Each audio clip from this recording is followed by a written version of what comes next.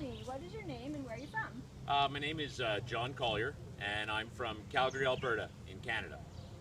And what do you do for a living, John? Well, I used to be in the military. I did that for 28 years, and I finally retired from that and did a little bit of work in the oil field. And now I'm retired. I may have to go back to work, but for now, I'm enjoying life, riding around, meeting great people, enjoying everything the world has to offer. So tell me, what was your first bike and how long have you been riding? Oh, my first bike. There's a lot of dilemma there because I was thinking about that question, and I mean, I had an accident on my first bike, and it wasn't my bike. I was just borrowing it. It was a little Honda 125. I think it was like from the 70s. It was a dirt bike. But the first bike I ever really owned myself was a KLR 650. I got to do a little bit of adventuring with it.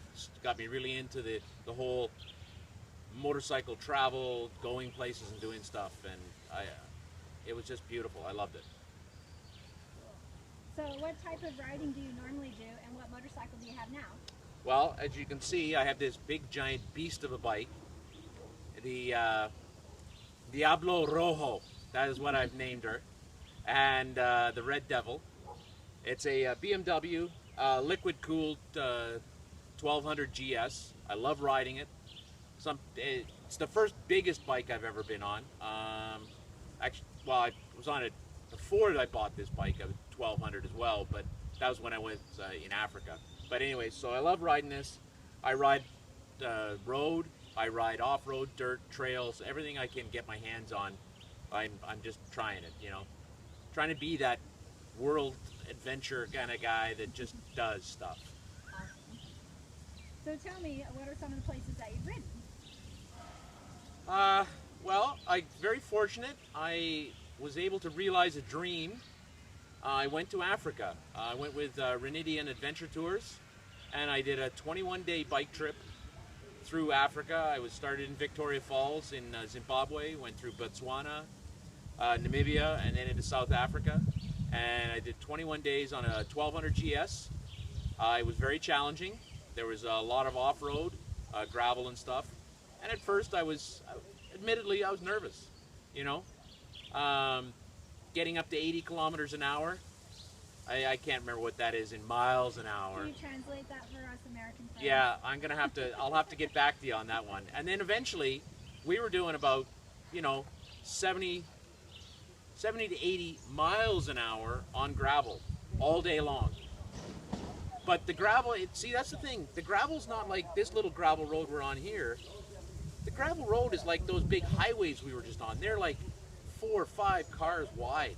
So you have lots of room, and there's nobody on them. So you ride whatever the best line is, you know. So that's my most memorable. But now I'm having a lot more memories since starting from last year, riding with friends on this bike and stuff. So tell me, John, what is one valuable lesson that riding motorcycles has taught you about life in general? I think the biggest thing that riding a motorcycle, especially to different countries and with different cultures, is how, whereas you travel in a car, you're isolated, you're not part of what's around you. And a bike allows you to be part of the culture, the society, everything that's around you. And it's amazing. Like, you're riding through Africa and you feel like a rock star because every kid is running along the street, waving at you.